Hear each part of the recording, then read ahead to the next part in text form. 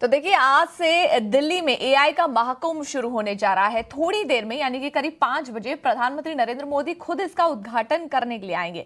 इस पर ज्यादा डिटेल के साथ जुड़ रही है हमारी संवाददाता सुमिता करीर। सुमिता, एआई का एक तरीके से महाकुंभ है। एआई की बढ़ती जरूरत और इसे इन सभी चीजों को देखते हुए ये समिट जो है वो हो रही है। कितनी ज्यादा महत्वपूर्ण है ये समिट हमारे लिए, और साथ ही इस समिट में कौन कौन से बड़े नेता, बिजनेसमैन, इवन फाउंडर्स जो हैं वो शामिल हो रहे हैं? जी हाँ, बिल्कुल। आज जो था वो डे 1 था ऑफ द एआई समिट जो यहाँ पे हो रही है भारत मंडपम में, and I am coming to you live from Bharat Mandapam right here in the national capital. देखिए, ये समिट इसलिए खास है because of the kind of disruptions, geo economic disruptions that we seeing all across the globe, और उसमें AI भी एक तरीके का डिस्ट्रप्शन है which is bringing about economic and labour markets disruptions. In fact jobs के इशू पे काफ़ी ज़्यादा जो है एक वो चिंता बनी हुई है। और आज जो हमने सेशंस में देखा वो definitely, in fact if I were to quote what mister C Ananta Nageswaran essentially stated, Mr. C. Ananta Nageshwaran ने बोला कि AI transition will not happen by drift, and he's also called for reforms at AI Impact Summit. In fact, he also said that urgent policy action चाहिए, political will चाहिए और structural reforms चाहिए ताकि हम labour markets को manage कर सकें, क्योंकि जॉब्स की जो है वो काफ़ी चिंता बनी हुई है। दूसरी चीज़ जो है वो जितिन प्रसादा जो है उन्होंने भी आज एक एड्रेस में एक समिट में बोला कि we are the talent capital of the world, we are way ahead, but अगर हम ध्यान नहीं देंगे, फ्यूचर की तरफ अडाप्ट नहीं करेंगे तो हम पीछे रह जाएंगे। और एक और इम्पॉर्टेंट जो डेवलपमेंट हुई है वो ये है कि एंथ्रोपिक ने, जो एक वर्ल्ड की लीडिंग एआई कंपनी है, उन्होंने अपना ऑफिस पे बेंगलुरु में खोलने का निर्णय किया है। उन्होंने in fact this was essentially what was communicated through a press release. So definitely day 1 जो था वो काफ़ी पैक्ड रहा। अभी यहाँ पे प्रधानमंत्री नरेंद्र मोदी जो है वो अराउंड 5 PM आएंगे, एक्सपो एरिया का एक राउंड लेंगे।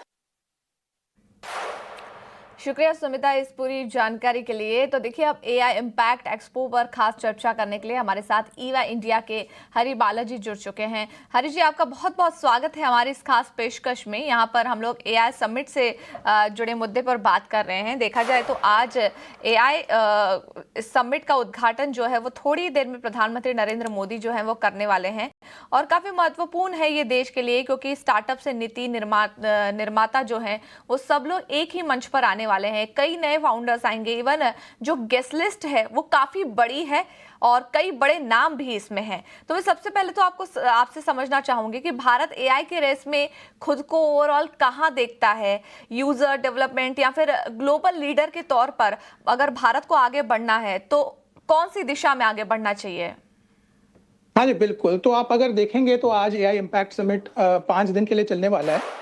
लेकिन और ये समझा जाता है कि मतलब इन 5 दिनों में 5 लाख लोग यहाँ पे एक साथ जुड़ने वाले हैं, और दुनिया में कहीं भी इतनी बड़ी तो पैमाने में समिट कहीं नहीं होने वाली है ना। तो आप डे 1 का टर्नआउट ही देखेंगे तो हमें मतलब अपने बूथ पे ही छोटे-छोटे स्टार्टअप से, स्टूडेंट से, हर तरह के लोगों को हमने देखा। उन्होंने पार्टिसिपेट किया, हमसे सवाल पूछे, हमने जो उनको दिखाया उसके बारे में हमने चर्चा की उनके साथ। और क्यूरियोसिटी और इंटरेस्ट जो है इंडिया में वो इतनी ज़्यादा है और इतना कहीं हमने देखा नहीं है ना। तो अगर आप देखेंगे तो मतलब इंडिया वो कंट्री है जहाँ पे एआई के प्रति सबसे ज़्यादा पॉजिटिव आउटलुक है दुनिया भर में। लोग सीखने के लिए तैयार हैं, अडॉप्ट करने के लिए तैयार हैं, और खुद को एआई के साथ अडैप्ट करने के लिए और आगे बढ़ने के लिए बिल्कुल तैयार हैं। तो मैं ये कहना चाहूंगा कि मतलब India is definitely ready to be on the front of the race. बिल्कुल सर, जैसे आपने कहा कि India is completely ready to go ahead, but sir मैं समझना चाहूंगी एआई को लेकर भारत का फोकस क्या रहना चाहिए आपके नजरिए से? इनोवेशन के ऊपर, रेगुलेशन के ऊपर, या जॉब क्रिएशन के ऊपर? क्योंकि आज हम देखें तो कई हमारी जो आईटी कंपनीज हैं वो आज भी इनोवेशन मतलब आरएनडी के ऊपर उतना खर्चा नहीं करती है जितना बाकी देश की कंपनीज कर रही हैं। हम चाइना की बात कर लें, जितना शायद उनका प्रॉफिट है उससे कहीं गुना ज्यादा जो खर्चा है वो आरएनडी पर होता है। यूएस की जितनी भी कंपनीज है, लेकिन भारत की कंपनीज कहीं ना कहीं उसमें पीछे पड़ रही है। ऐसे में इवन एआई से जुड़ी जो खबरें आ रही हैं उसमें हमने देखा है कि आईटी सेक्टर में कितना बड़ा झटका हमने झेल रहे हैं हम इस वक्त। कहीं ना कहीं नुकसान तो बेहद ज्यादा बड़ा हो रहा है।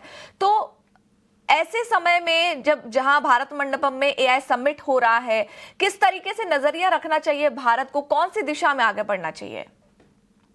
जी, बिल्कुल, जो आप बात कह रही हैं, मैं ये कहना चाहूँगा कि पहले तो मतलब Indian government is leading from the front. जो इंडिया एआई मिशन कर रही है, तो पहले तो डिजिटल सॉवरेनिटी पे बिल्कुल फ़ोकस है उनका। और ये जो वो काम कर रहे हैं, कंप्यूट सब्सिडाइज़ करने के जो काम कर रहे हैं, जीपीयूज़ एक्वायर करने के काम कर रहे हैं, ये बिल्कुल सही दिशा में है। और दूसरी बात आप ये भी देखेंगे कि अगर आप यूरोप या किसी और रीजन का आप देखेंगे, कंपैरिज़न में हमने बिल्कुल ओवर रेगुलेशन नहीं किया है। और जैसे यहाँ पे आप अजी आज के डेट में अभी जो इंडिया एआई समिट हो रहा है, यहाँ पे इतने सारे ग्लोबल बहुत बड़े पैमाने से जो लोग यहाँ पे भाग ले रहे हैं, इससे आपको पता चलता है कि हमने मतलब एज़ अ कंट्री इंडिया ने एआई को कितना सीरियसली लिया है। अब जी रही बात मतलब आईटी सेक्टर की, हमारे सारे कंपनीज़ बहुत बड़े हैं, बहुत बड़े पैमाने पे ऑपरेट कर रहे हैं, दुनिया भर में उनकी प्रेज़ेंस है और उनको चेंज लाने में थोड़ा टाइम तो लगेगा ही, लेकिन वो बिल्कुल सही दिशा में काम कर रहे हैं।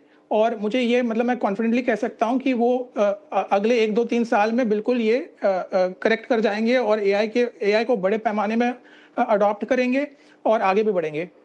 सर, क्या आपको लगता है कि भारत जो है वो एआई में मेक इन इंडिया मॉडल को ला पाएगा? ला पाएगा नहीं, पहले से ला रहा है। अब आप अगर देखोगे तो मतलब जैसे कंपनीज़ हैं, जैसे सर्वम और ज्ञानी हैं, जो इंडिया एआई मिशन के कंप्यूट के जो मतलब बेनिफिशियरीज़ रहे हैं। पिछले 1-2 हफ्ते में भी उन्होंने इतने सारे नए अनाउंसमेंट्स किए हैं, इतनी नई मतलब प्रोडक्ट्स लेके आए हैं मार्केट में, तो ये ऑलरेडी हो रहा है। मतलब हमें we don't have to wait for it. ये पहले से ऑलरेडी हो रहा है और इस हफ्ते मैं ये भी मतलब एक्सपेक्ट कर रहा हूँ कि बहुत सारे नए अनाउंसमेंट्स होंगे। जो कंपनीज़ जो हैं, स्टार्टअप्स हैं और कंपनीज़ हैं जिन्होंने मतलब इंडिया एआई मिशन के जो जीपीयू वाले प्रोग्राम का जो मतलब बेनिफिट लिया है, वो और भी अनाउंसमेंट्स करेंगी। और ये काफ़ी क्लियर हो जाएगा कि इंडिया जो है वो मतलब लोकल मॉडल्स या मतलब इंडिया फ़ोकस्ड मॉडल्स में पीछे नहीं है।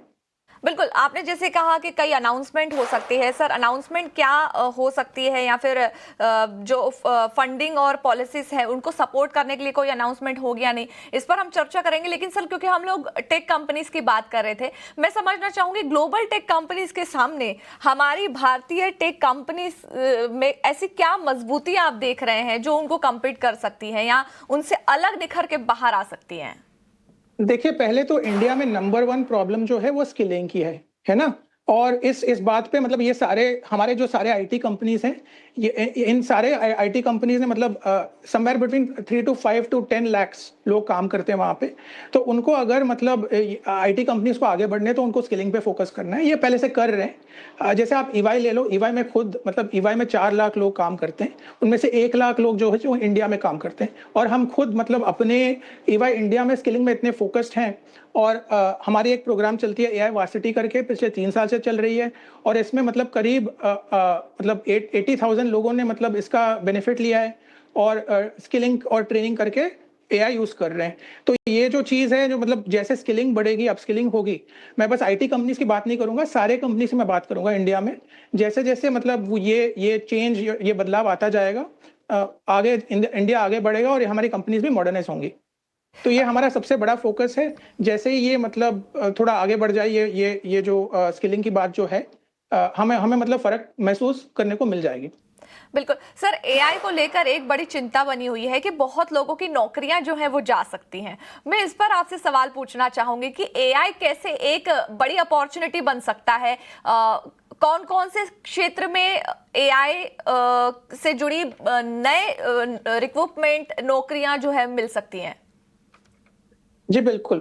मैं पहले तो ये कहना चाहूँगा कि मतलब फ्यूचर किसी ने देखा हुआ नहीं है, तो मतलब एआई जो है बहुत जल्दी से मतलब इसका बढ़ाव हो रहा है, तो मतलब कोई ठीक से इतने कॉन्फिडेंटली नहीं बोल पाएगा कि आगे जाके क्या होने वाला है। पर हम मतलब इस बात से मतलब हम थोड़ा इंस्पिरेशन ले सकते हैं कि जैसे इलेक्ट्रिसिटी है या जैसे कोल है, ये मतलब जेवॉन्स पैराडॉक्स जो बोलते हैं, कि मतलब जब भी मतलब कोई भी टेक्नोलॉजी बहुत आसानी से मतलब मिलने लग जाती है, तो उसका यूज़ और उसके यूटिलाइज़ेशन बढ़ जाता है, कम नहीं होता। तो मेरे हिसाब से तो मतलब बहुत सारे नए जॉब्स क्रिएट होंगे इंडिया में और जगहों पे भी।